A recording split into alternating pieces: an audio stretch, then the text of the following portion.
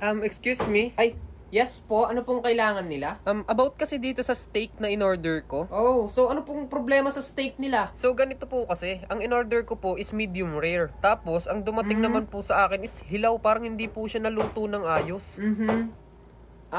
Pwede ko po ba kayong matanong? Yes, pwede naman. Bakit? Ano ba yung tatanong mo?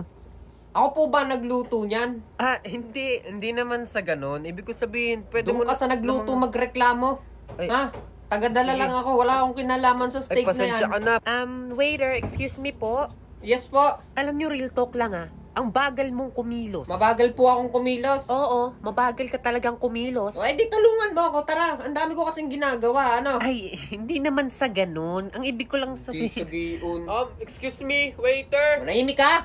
Ba, si Raul yung waiter na yun ah. Yes po, spaghetti na walang sauce. Aha. Tas tubig na lasang kalawang. Okay na? Excuse me, meron ba kayo dyang paper bag? Meron naman po. Bakit?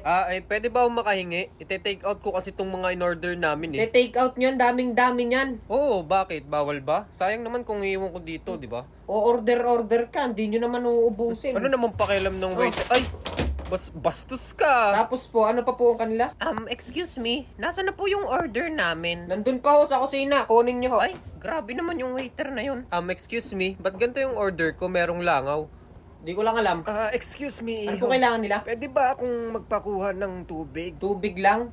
Oo, tubig lang. Salamat.